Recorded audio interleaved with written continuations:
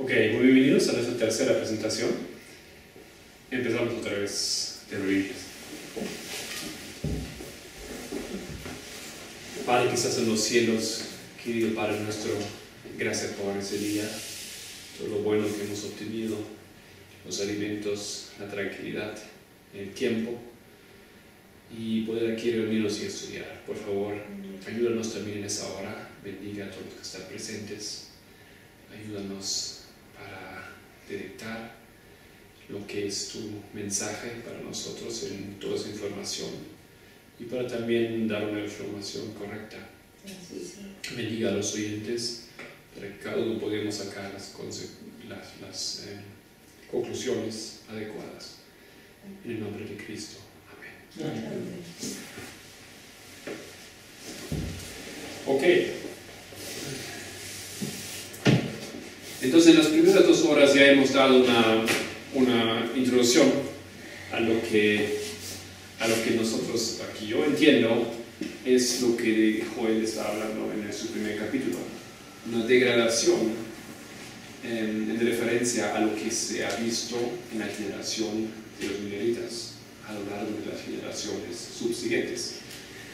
Esa degeneración yo entiendo es en parte en base a de cómo nosotros entendemos y estudiamos la Biblia. Enseñamos hoy en día, y esto ya es un proceso que empezó en los años 30, por lo menos en nuestra iglesia, que para entender la palabra necesitamos ciertos métodos, y no es cualquier método, sino es una hermenéutica que tiene que ser la histórica crítica para luego poder entender la Biblia. Eso es que está entre nosotros y la Biblia para que la podamos entender. Muy aconsejable en el consejo del hermano Cottrell es que necesitamos aquí un erudito, un entendido, una con experiencia que nos abre la palabra. Entonces aquí quiero continuar un poco con leyendo desde su texto. Estamos leyendo aquí de un papel que él sacó, que se llama El rol de la hermenéutica bíblica para preservar la unidad en la iglesia. Está eso en mi página web para quienes quieren leerlo en inglés. De momento también vamos a tenerlo en español. Y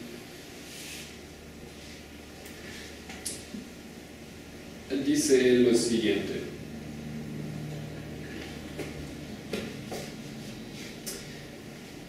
Yo empecé a leer esto. Una persona informada hoy en día estaría llena de horror cuando lee a Tillemont Miller, lleno de horror por el mal uso que él hizo de las Escrituras. Como pionero de la iglesia del séptimo día, como los pioneros de esa iglesia lucharon para entender la Biblia en el turbulento despertar y también en el gran chasco del octubre 22, 1854, ellos también siguieron al método de texto de prueba. Y a veces llegaron a conclusiones falsas, o en otros años ellos entendieron que era necesario revisar su punto de vista. Por ejemplo, Desmond Ford, ahí tengo que corregir un poco lo que yo dije en la hora anterior. Dr. Desmond Ford identificó 22 modificaciones que la iglesia hizo en el entendimiento de la doctrina del santuario. O sea, lo que él dice que el cambio de entendimiento o el progreso de entendimiento de estas cosas es prueba para que el método que ellos han usado era incorrecto. Si ellos hubiesen usado el método correcto, no hubiese sido necesario hacer cambios. No es eso lo que yo entiendo, pero eso es así como él lo ve. Esas son todas pruebas que él está aquí acumulando para demostrar que ha sido falso, como ellos, los primeros, han trabajado. O en su exposición de las profecías de Daniel y Apocalipsis, Urias Smith también siguió al método de texto de prueba. Pero por casi medio siglo la Iglesia ha considerado a ese clásico, Pensamientos sobre Daniel y Apocalipsis, out of date. ¿Cómo se traduce eso? Fuera de viejo, o ya pasado, no válido, ya no válido, ya fuera de tiempo. Y vamos a hablar de eso. Déjenme terminar aquí de ese párrafo. En muchos puntos, o en algunos puntos, los pioneros estarían bastante inconfortables si nosotros les presentaríamos los 27 creencias fundamentales. O sea, lo que él dice, leer Guillermo Miller es un horror, porque él mal usó la Biblia. Urias Smith, otro pionero grande que escribió el libro de Apocalipsis, tampoco. Ya hace medio siglo la iglesia ya ni siquiera lo usa ese libro. Tercero, si los pioneros tendrían que leer los 27 puntos de doctrina, ellos estarían no de acuerdo. O sea, todo eso él usa para decir, mira, lo que ellos hicieron era realmente no está al nivel de que nosotros estamos hoy. Estaba mal como ellos trabajaron. No obstante, nosotros lo vemos, yo lo veo muy diferente. ¿Por qué los pioneros no están de acuerdo con las 27 doctrinas? O con algunas de ellas. Justamente porque nosotros hemos cambiado muchas cosas hoy en día. Y ya no están de acuerdo con la fe propuesta a base de eso y el espíritu de profecía. Nos hemos alejado de muchas cosas. Urias Smith, vamos a leer ahora algunos textos, lo que dice el espíritu de profecía sobre esos hombres aquí que son atacados.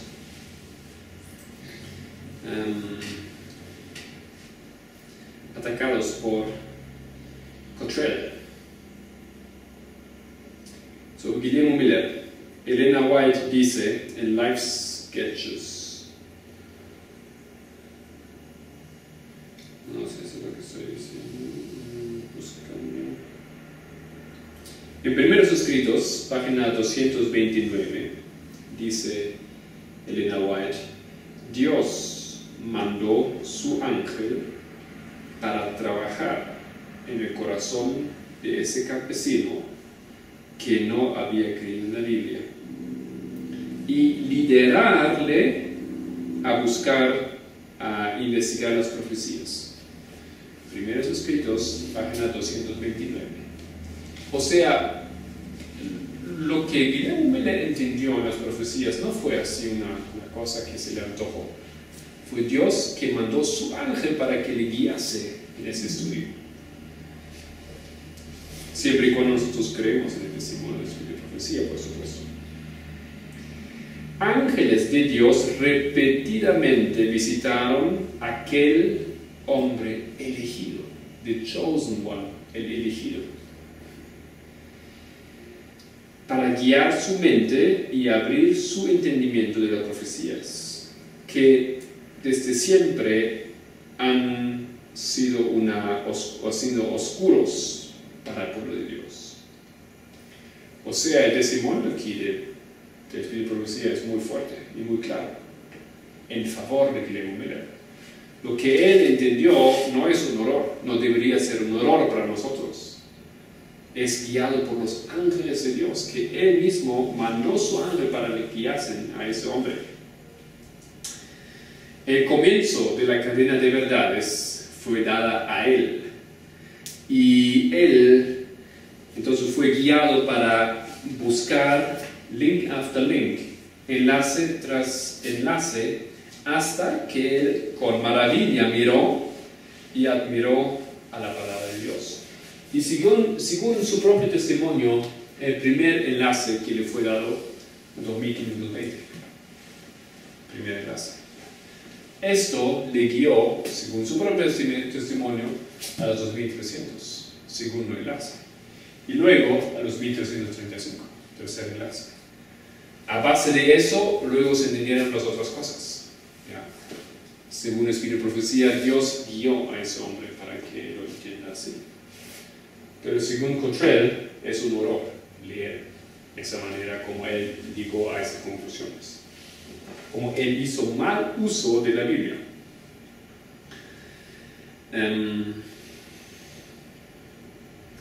¿Qué más dice aquí su profecía?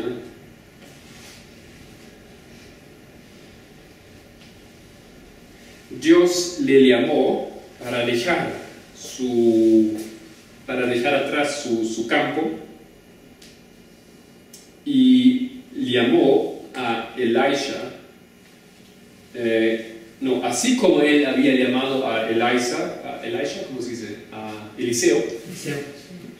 Eliseo, de dejar atrás a sus bueyes en el campo y laborar junto con y seguir a Elías. Con temblor, Guillermo Miller entonces comenzó a abrir a las personas los misterios del reino de Dios, etc. Como Juan el Bautista proclamó el primer advenimiento de Cristo y preparó el camino para él, para su venida, así Guillermo Miller y aquellos que estaban con él proclamaron la segunda venida del Hijo de Dios. O sea, ese hombre aquí que nosotros hoy en día vemos con tanto desprecio y con horror, digamos, el entendido lee sus textos, en realidad ese hombre ha sido un tipo de Elías. Como Juan el Bautista, él preparó el camino, o como Eliseo, él siguió y dijo su trabajo. Es realmente tremendo la discrepancia que nosotros entendemos entre esos dos grupos, estos dos métodos. Eso sobre Miller. A ver si tengo aquí también el texto sobre Uriah Smith.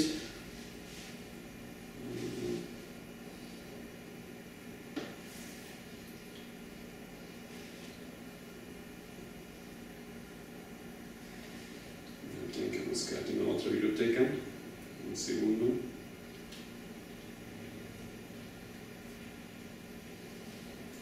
Uriah Smith tampoco es cualquier persona. Ustedes saben que él ha sido el redactor de la Review and Herald, la revista. Ha sido uno de los líderes del movimiento adventista.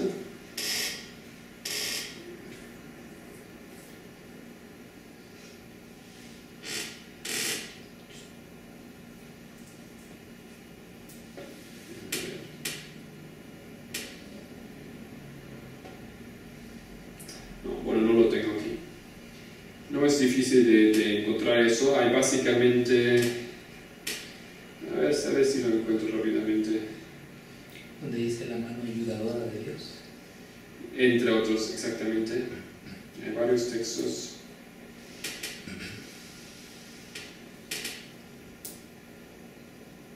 Bueno, no lo tengo aquí en el momento. Cuando Lena White habla de Uriah Smith, ella habla específicamente acerca de ese libro que Cottrell está atacando, que según él la iglesia ya lo ha dejado atrás y no lo usa más desde medio siglo. Ese libro que se llama Pensamientos sobre Daniel y Apocalipsis ha sido traducido al español y salió en 1960 y ahí creo que fue imprimido una vez nada más y no se consigue desde entonces. Yo conseguí una versión, es muy difícil encontrarla, aparentemente lo imprimieron muy pocas veces. Conseguí una librería en España. Ese libro ya no hay, y eso tiene un propósito. No por nada, ya no existe. Lamentablemente, en ese libro hay una historia que él lo escribió, si yo recuerdo bien, en 1887. Y ahí ese libro pasó varias modificaciones por él mismo, hasta que él murió y entregó los derechos a su esposa. La esposa entonces admitió ciertos cambios hasta que finalmente él entrega los derechos a la iglesia. Y la iglesia hace una revisión del libro. En 1945 la iglesia saca una última versión. Y esa versión ya tiene varios cambios. La verdad son cambios que se han hecho sin la sabiduría obviamente de Uriah Smith, que ya estaba muerto hace mucho tiempo. y han sacado varias cosas y han cambiado otras cosas, añadido otras cosas. En base de esa versión se ha hecho la traducción al español. O sea, hay una traducción, pero tampoco es muy confiable, digamos, ¿no? No obstante, en español no se vende más, en alemán no se vende más, en sueco no se vende más, hay en rumano, hay en serbo-croato, esos son los idiomas en que yo he visto el libro, tampoco ya no se venden más. En inglés todavía la casa editora Review and Herald lo vende. Y Lena White dice acerca de ese libro, y disculpe que no tengo los textos aquí, tal vez para la próxima hora, ella dice que ha sido la mano ayudadora del Señor y no debería, es como la mano derecha, ¿ya? Que no deberían de haberle cambiado nada. Claro, y no, eso no dice ella en ese momento, pero si es la mano ayudadora del Señor, ella dice que no conoce otro libro tan bueno como ese, es lo mejor que tenemos, ella dice, ¿no? Obviamente ella sabía que había algunos problemas en ese libro, algunos detalles, pero muy aconsejado. Cuando ella aconseja que nosotros deberíamos usar 4 libros para distribuir entre nuestros vecinos y en la obra misionera, son Eliseo a todas las gentes, el conflicto de los siglos, patriarcas y profetas, y el libro de Uriah Smith, el libro de Apocalipsis, Consejo del Espíritu y Profecía. Ella dice que lo deberíamos distribuir como las hojas del otoño, pero no se puede porque no hay. No se consigue el libro, no se imprime. El Ministerio de Futuro de América lo han imprimido y se puede conseguir en español, ¿ya? Nuestro ministerio está tratando de sacar una nueva versión, ¿ya? A base de unos textos más antiguos en español. Estamos trabajando en eso, nos va a costar un poco de tiempo, pero ya hemos iniciado el proceso. También lo estamos haciendo en alemán y en otros idiomas. Me parece que ese libro realmente hay que distribuir, a pesar de algunas cosas que hay. Pero según él, Raymond Cottrell, ese libro realmente ya lo hemos tirado y no hace falta que lo saquemos más del basurero. Eso entonces aquí, algunos ataques que ya son muy obvios.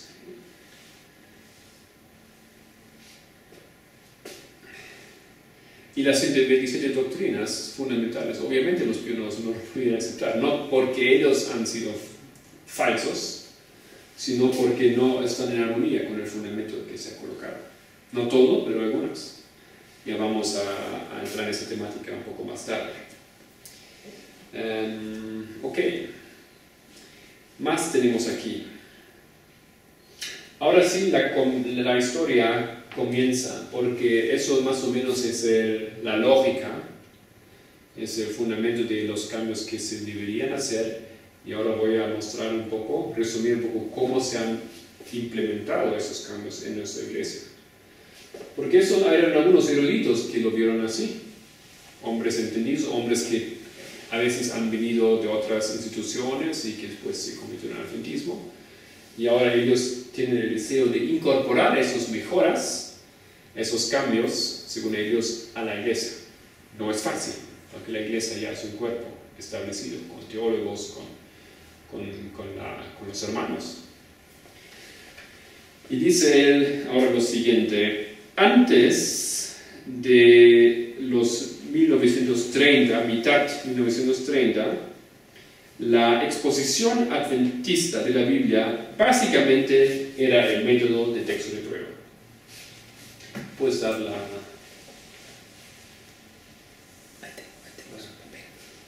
papel.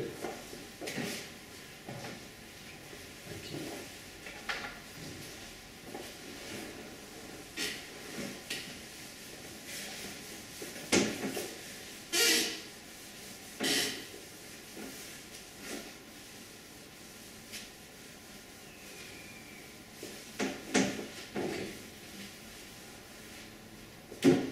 Entonces, si en una línea aquí, nosotros tenemos el tiempo antes de 1930. Aquí, método texto de prueba, la mayoría.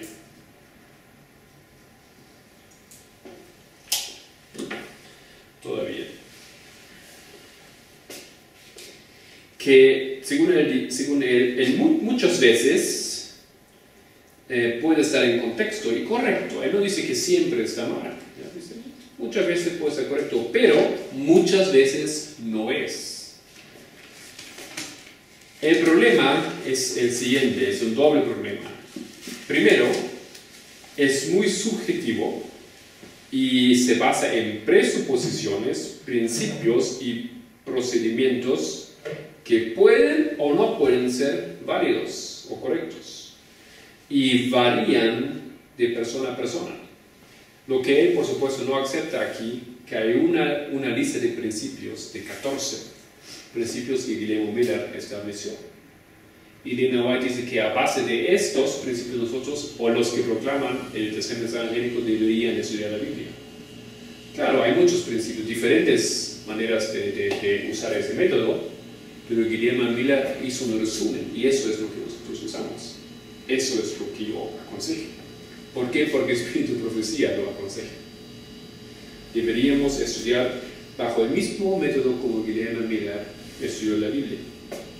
El segundo no tiene garantías o sistemas de seguridad como están involucrados en el método histórico crítico. O sea, si algo falla, el otro método, hay un freno automático que no permite que uno vaya en la dirección falsa. Básicamente, según él, en el método histórico crítico, tú no puedes errar. Si tú sigues la metodología, siempre vas correcto. Entonces, de aquí en adelante, el método histórico crítico. Pero ¿cómo vino eso? Antes de 1935, los expositores adventistas de la Biblia generalmente siguieron ese método. Pero había dos eventos aparentemente desconectados en esa década que guiaron a una transición gradual del método histórico, del método de texto de prueba, al método histórico. Él lo llama histórico, pero es histórico crítico. Todo el mundo lo llama histórico crítico. Cottrell solamente lo llama el método histórico. ¿Suena bien? ¿Ya? Pero el método histórico, aquí se refiere Cottrell, es en el uso de todo otro teólogo, es el método histórico crítico. Parece que él sacó esa palabra crítico porque es bastante claro entonces que aquí hay incluso una metodología que muchos no pudieran aceptar. Entonces, dos eventos. ¿Cuáles fueron esos dos eventos? Esos dos eventos tenían en consecuencia el resultado que en los años 1960, en esos años, la mayoría de los instructores bíblicos o eruditos o teólogos de la iglesia habían adoptado este método. O sea, aquí más o menos, dice en los años 1935 en adelante, 25 años, la iglesia, básicamente todos cambiaron el método. Del método de texto de prueba que la mayoría tenía, al método histórico crítico en 25 años. ¿Qué pasó? Dos eventos. 1932, la Conferencia General concluyó que era necesario de upgrade, de mejorar, de subir la escala, digamos, ¿no? El entrenamiento y la calificación de personas que habían entrado en el ministerio de la iglesia, o sea, los pastores. Subir la norma. Ya subir la norma, ¿no? Mejorar, digamos, elevar el nivel. Y ellos votaron para establecer una escuela de teología. ¿Sabían ustedes que hasta los 1935 no había escuela de teología? No había. Ahora sí ellos votaron y querían elevar el nivel, y ahora todos que iban a ser pastores en la iglesia tenían que pasar por una escuela de teología. Esto lideró al establecimiento en 1934 del Pacific Union College. Entonces aquí, 1934, el Pacific Union College, que está hermosamente ubicado en los Estados Unidos, en el norte de California. Lindo, entre los viñedos, se dice, una hermosa vista, todo hermoso. Esto antes fue, al comienzo fue llamado Advanced Bible School. Y en 1937 se mudó a Washington, D.C., donde adoptó el nombre de Seventh-day Adventist Theological Seminary. Eso fue un evento, establecer un seminario teológico. Segundo, que se fue impuesto al Colegio de Medicina Evangelística, que hoy en día es Loma Linda University, que los estudiantes tienen que aceptar, que se acepten al curso para medicina, tienen que ser graduados de colegios que son acreditados. O sea, para que la escuela pudiera aceptar alumnos para el curso de medicina evangelística, los estudiantes tenían que hacer la calificación, tenían que haber pasado por un instituto acreditado. Él no dice aquí quién había impuesto esa regla, posiblemente el Estado. ¿Sí? Entonces ahora, para proveer esto, ellos tenían que modificar, tenían que proveer cierto nivel de educación para esos estudiantes. Estos dos eventos, lógicamente, hicieron necesario para los colegios de elevar sus facultades, incluyendo, por supuesto, la de los profesores de religión. O sea, en primer lugar, eso no tenía nada que ver con teología, lo de la escuela médica, pero en ese paso de tener que elevar el nivel de la educación, elevaron también el instituto o las enseñanzas de teología, de religión.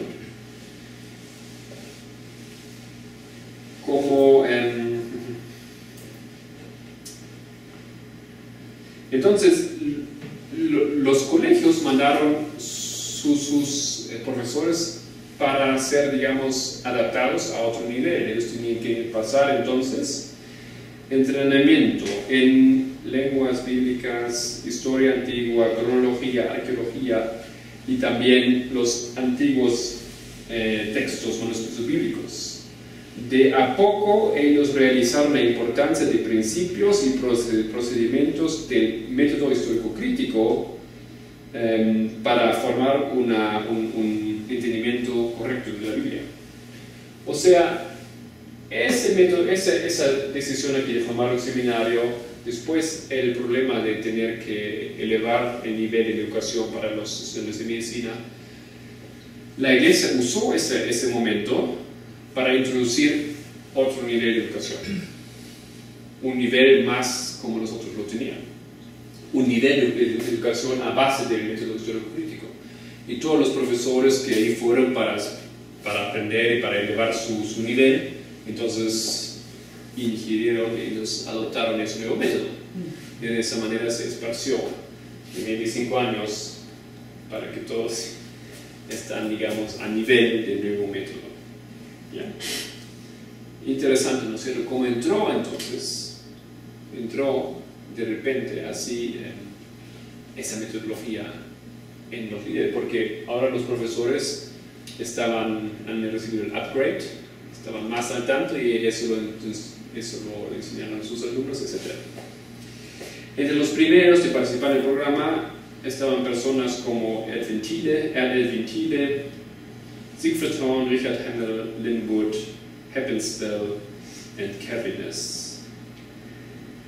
También era mi privilegio, ahora controlar de sí mismo, de familiarizarme con el método histórico en 1940.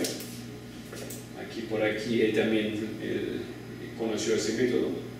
Mientras yo enseñaba religión en el Pacific Union College.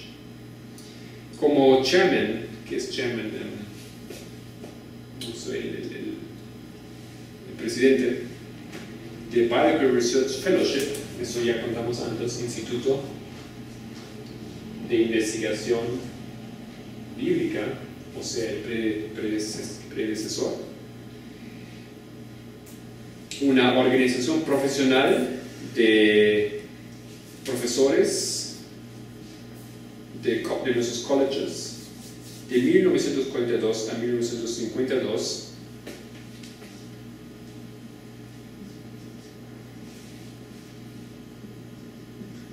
Ahora, Dr. Cavines, eso era el presidente.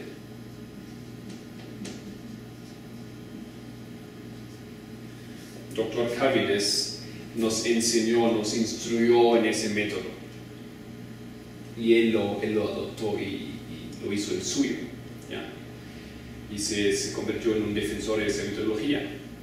Como secretario, ahora el Cottrell, como secretario de esa organización en esos años, era mi privilegio de participar participar con él y también instruir a otros a usar ese método. 1952, ahora, aquí cuando se cerró ese instituto o ese club, teníamos unos 250 miembros que eran básicamente todos los profesores que tenía nuestra iglesia de religión en todo colegio adventista del mundo.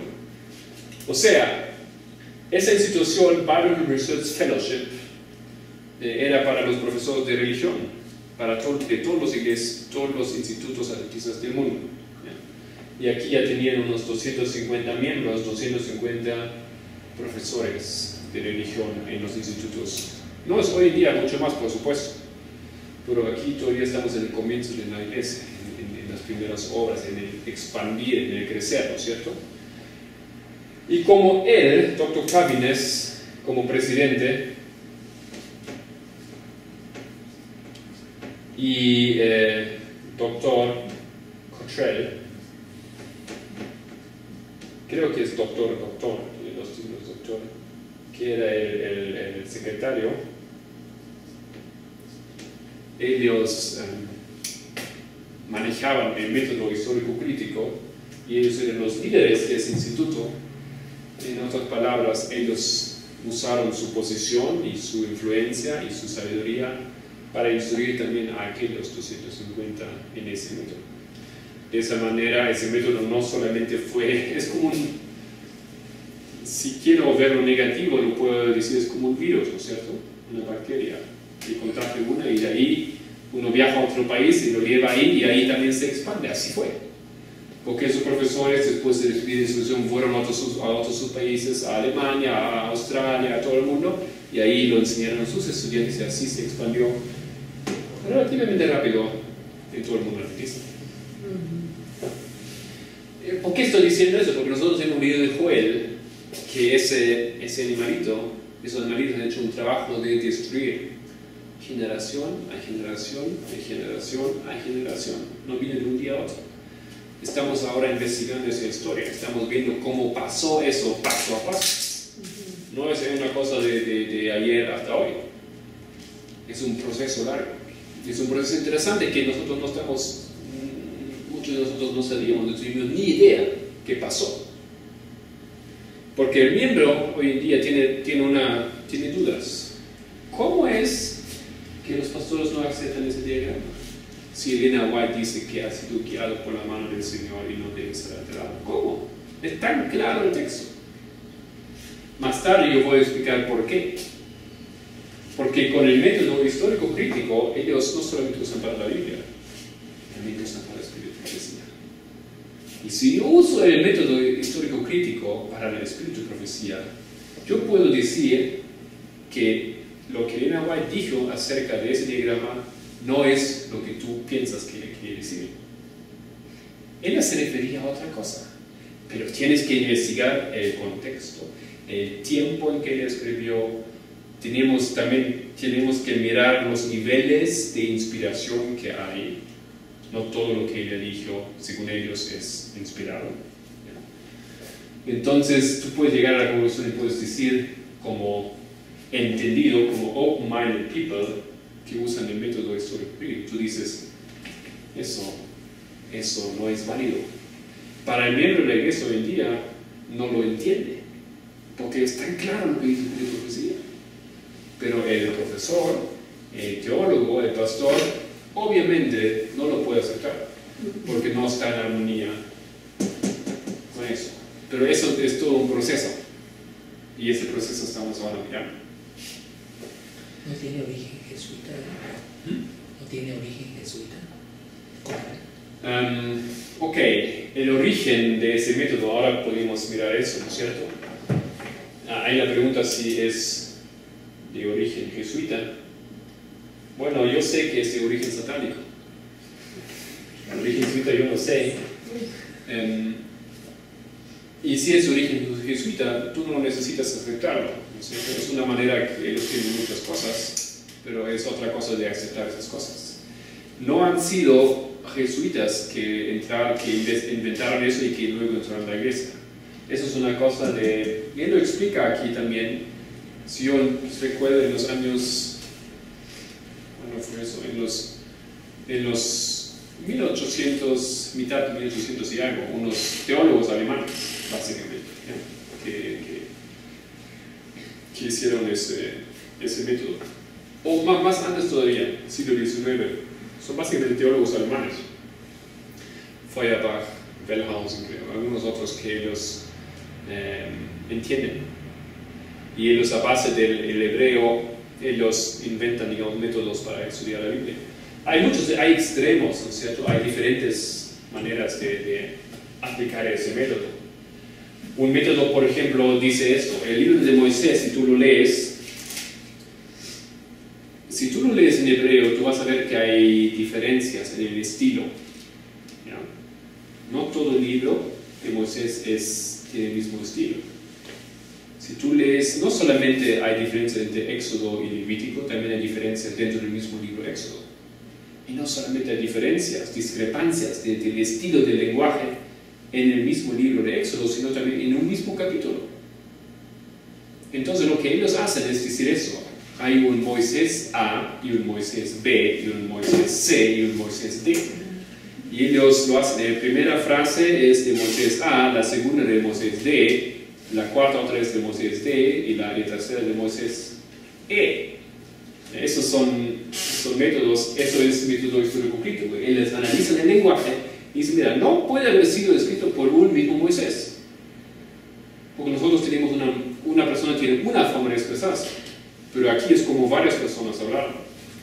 Entonces no existía un Moisés que escribió todo el libro de Moisés. Ya, eso es muy antiguo. Puede ser jesuita, yo no sé. Ya. Y esos teólogos lo analizan y lo proponen, pero hay muchas maneras de responder también a esa crítica. Ok.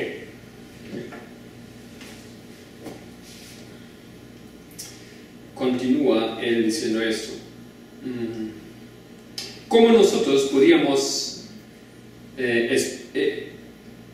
haber esperado, pero no lo habíamos anticipado?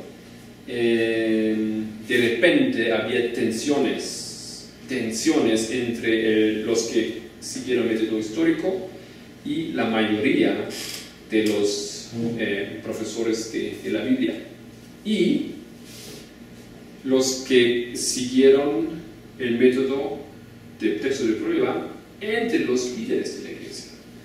O sea, aquí él dice que en esos tiempos los líderes de la iglesia estaban más bien con el antiguo método, ¿ya?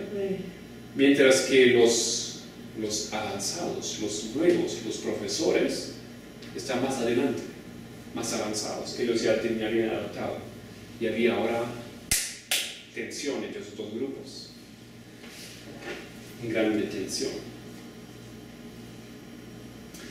Dice él, ¿Cómo fue la cosa?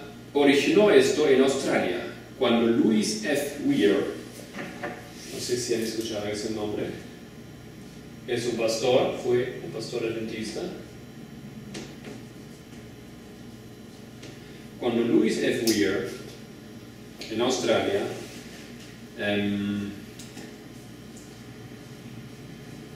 que ha sido censurado por su punto de vista sobre Daniel 11 y Armagedón. Regresó de una sesión en 1950 en la Conferencia General en San Francisco y proclamó al colegio ahí en Australia que los profesores de Biblia, ahora voy a explicar eso, estaban de acuerdo con él. Lo que pasó es eso. Louis F. Weir, en los años 1950, él hace un análisis de Daniel 11 y llega a la conclusión que el rey del norte es el papado. Interesante, ¿no? Y llega a la conclusión que el rey del sur era Rusia. Interesante, ¿no?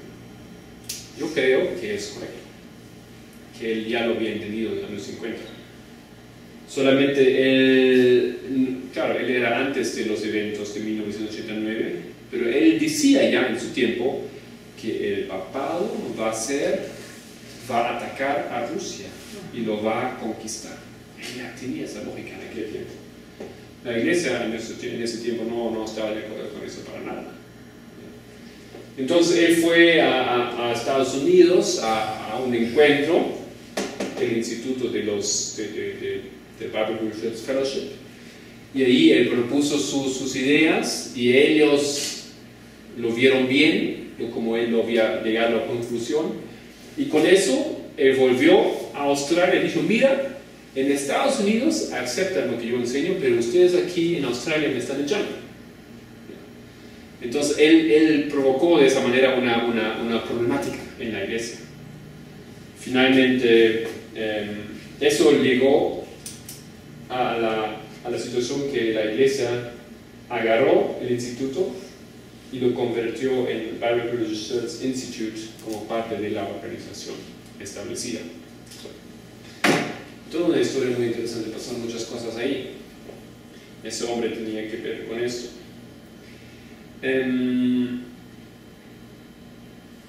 Eso ahora que es lo que él explica, que ellos entonces tenían que cambiar eso y la iglesia se apoderó de eso para controlar ese instituto, porque dijeron: mira, esos hombres aquí están haciendo lo que quieren y nosotros tenemos que controlar ese instituto, porque ellos iban, y la iglesia se dio cuenta en aquel tiempo que estaban muy avanzados, muy modernos, muy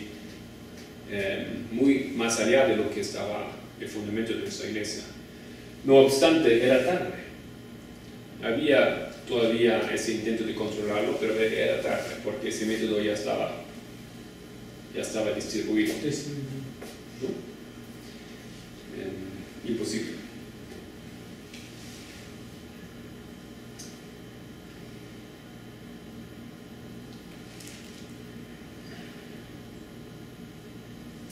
Ok. Lo que Lena White dice, y eso es lo que nos guía, es que nueva luz nunca puede contradecir a la luz antigua. Dice ella eso no recuerdo ya, SAT 105.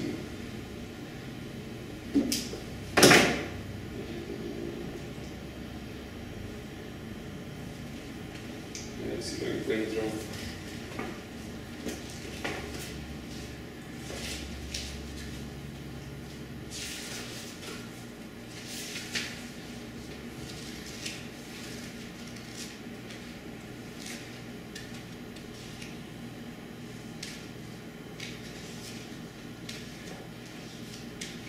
Tengo que mirar.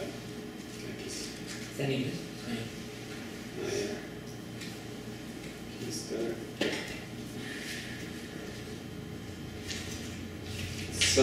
Sermon and Talks, predicaciones y charlas, el tomo 1. Sermon and Talks, tomo 1, página 105. Sermones. Sí. Sermones y no sé cómo, charlas. ¿Qué es talks? Espíritu de profecía. Nueva luz nunca contradice la luz antigua. Y aquí viene Cristo con su lección. No para alejarse de la ley, pero para revelar la luz antigua en nuevos settings, en nuevos ajustes. ¿Ya? Él viene para revelar la luz en la construcción del Evangelio, que ellos lo pudieran entender. Era esencial que ellos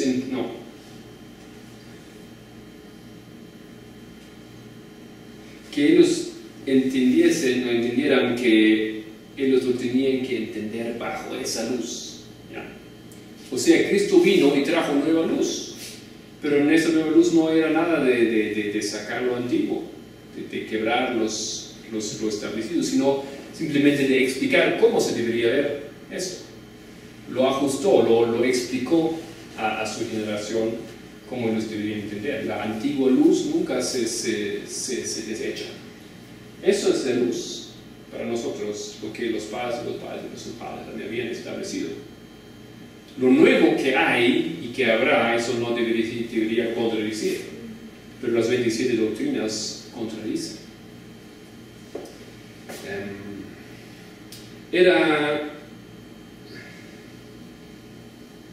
¿Qué va a hacer Dios con su pueblo? ¿Los va a dejar sin nueva luz?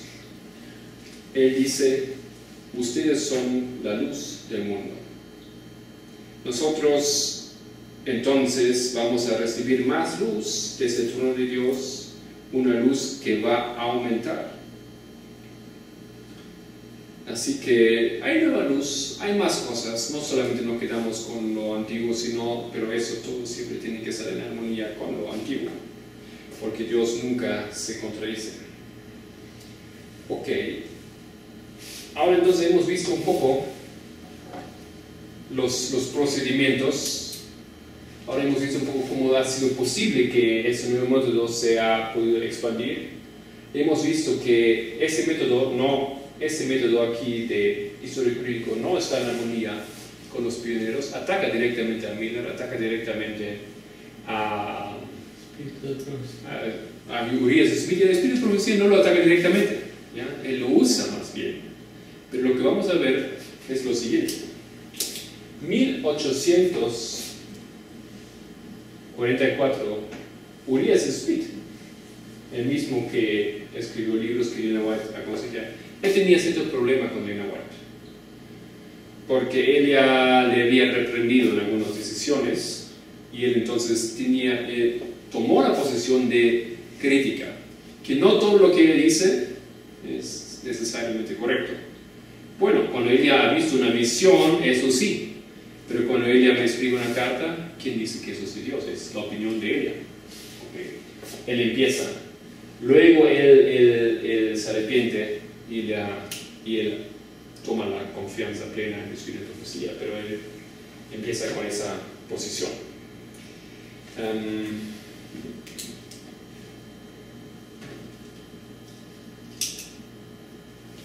1883, el presidente de la conferencia de la Iglesia Adventista, Butler, él escribe una serie de artículos, 10 artículos en la revista Review and Herald, donde él analiza, ahora por la primera vez oficialmente hace un análisis de los diferentes niveles de inspiración. Hay diferentes niveles de inspiración. Tenemos que mirar dónde está el espíritu de profecía, dónde están los textos del espíritu de profecía. O sea, eso es algo hoy muy común, ¿no es cierto? Muchos hermanos dicen, sí, yo creo lo que Elena White dice, pero yo creo cuando ella dice, he visto, es una visión, pero cuando ella no dice eso en una carta, es su opinión personal. Lo que ellos no se dan cuenta es que estamos haciendo eso. estamos aplicando un método histórico crítico del espíritu de profecía. Estamos analizando cuándo escribió ella eso, para quién escribió ella eso, qué educación había tenido ella. Ella podía saber esas cosas o no, ella ha tenido errores o no. Y analizando un texto así, sacamos la conclusión hoy en día y decimos, bueno, eso sí no ha sido tan correcto, aquí eso es lo mejor que ella podía, pero no es un texto inspirado. Después hay visiones que tenemos que aceptar que son inspiradas y que son correctas, ¿ok? Eso es algo que empieza aquí en ese tiempo, 1883, fíjense. Ella vivía en aquel tiempo. Y eso es poco antes de 1888. La iglesia en aquel tiempo ya se prepara para rechazar la luz que iba a venir pronto. ¿Por qué? Porque ellos ya empiezan a alejarse en la mente del espíritu de profecía. Elena White, cuando viene el mensaje de 1888, ella va a defender a la posición de Waggoner y Jones. Pero la iglesia no va a aceptar esa posición. Más bien la van a colocar lo más lejos posible, a otro lado del mundo, a Australia. Y ahí se queda, ¿cuántos años? 10 años, creo que se queda allá. Eso decía un proceso aquí. 1888, entonces, la conferencia de Minneapolis. La iglesia rechaza, los líderes de la iglesia rechazan la luz que vino en aquel tiempo. ¿Y esa luz para qué era? Esa luz era para preparar un pueblo para recibir el venimiento de Cristo. Cristo iba a venir. Él quería preparar a su pueblo, los últimos ajustes. Pero la iglesia en ese momento rechazó. Eso solamente fue posible porque ya se había alejado aquí. Y Butler, el presidente de la iglesia, había expuesto una serie de lógicas, de temas para alejarse de ello. Hay un pionero en nuestra iglesia de la segunda generación que se llama Prescott. Después voy a mostrarles un libro. William Warren Prescott. Su padre había visto la caída de las estrellas en 1833.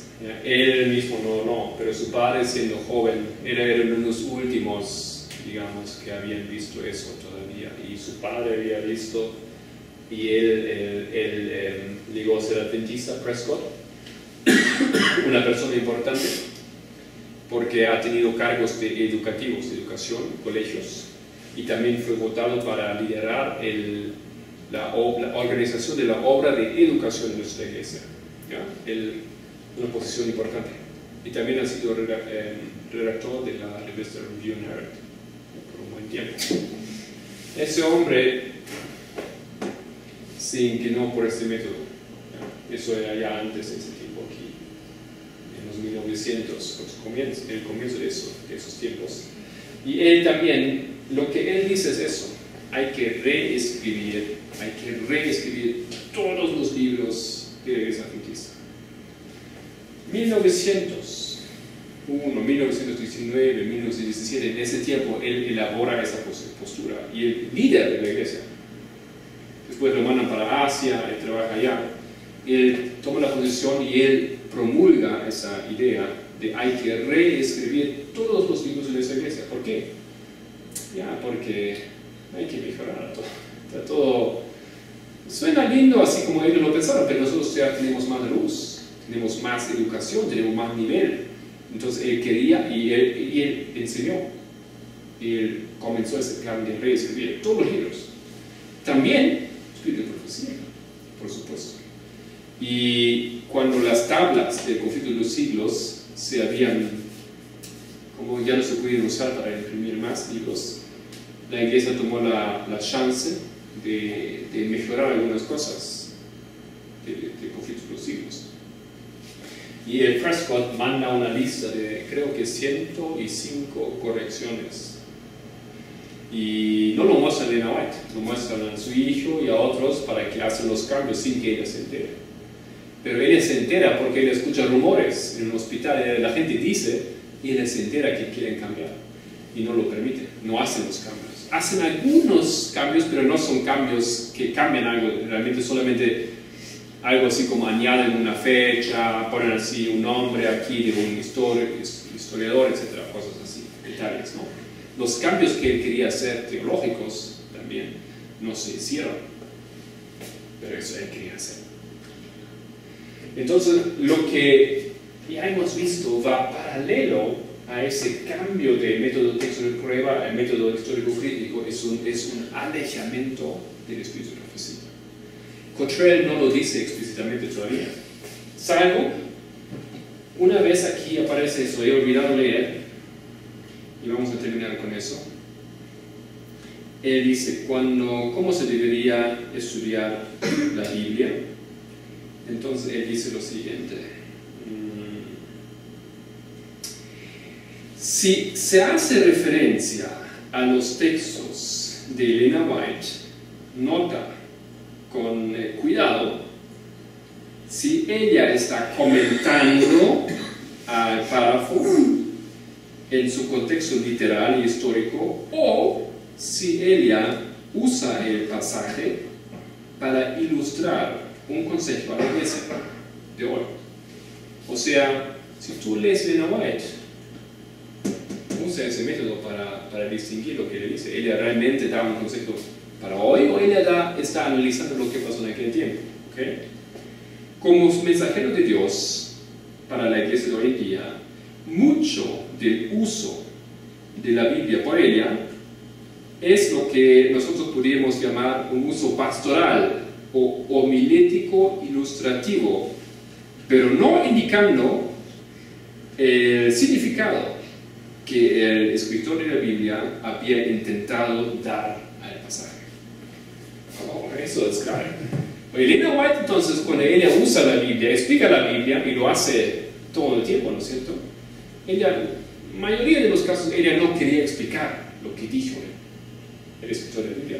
Ella simplemente lo usó homilética, ilustrativamente, así para dar un poco de decoración, podemos casi decir, al texto, para dar un ejemplo a lo que ella quería decir. O es ese nivel, no es el nivel que tú puedes. Por eso nosotros hoy en día decimos, no podemos usar Elena White para decir, ella dice que la Biblia dice. No es el intento de ella. Ella no quería eso. Simplemente quería ilustrar, quería dar un ejemplo, quería, a un nivel más superficial, digamos, quería usar ella la Biblia. ¿Okay? Eso, en mi opinión, es muy grave. Porque cuando ella usa la Biblia, ella la explica. Ella da un significado que nosotros ni siquiera entendemos normalmente. Ella da una explicación que es imposible encontrar con el método histórico crítico. Pero siendo profeta, Dios hace con ella lo que Él ha hecho con los que escribieron la Biblia.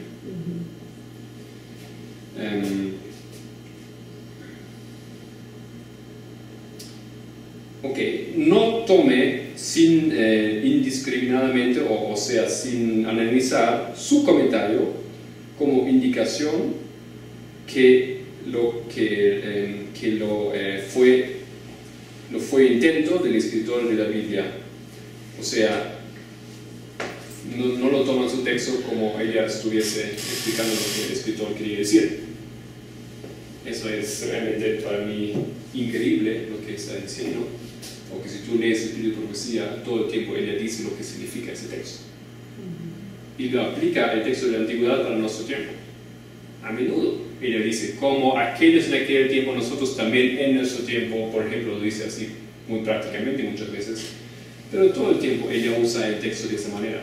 Nosotros hemos leído que todos los profetas antiguos hablaron menos por su tiempo que para nuestro tiempo. Así ella entendió la Biblia.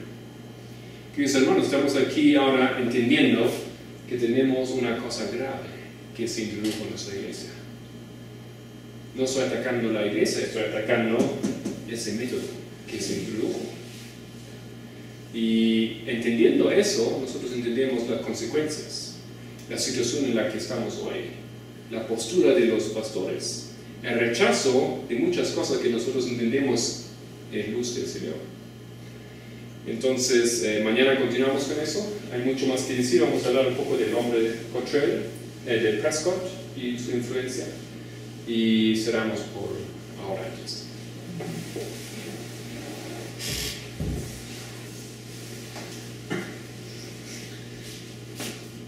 Querido Dios que moras en los cielos, gracias por esa tarde y esa noche que nos has dado fuerza y una vez más las circunstancias para estudiar un mensaje, estudiar la historia de nuestra iglesia. Tú sabes que el intento no es aquí atacar o herir a la iglesia, no obstante es de buscar la verdad y entender lo que tú quieres que nosotros hagamos. De esa manera, por favor, guíanos siempre en este estudio y protégenos también en esa noche. En el nombre de Cristo. Amén. Amén.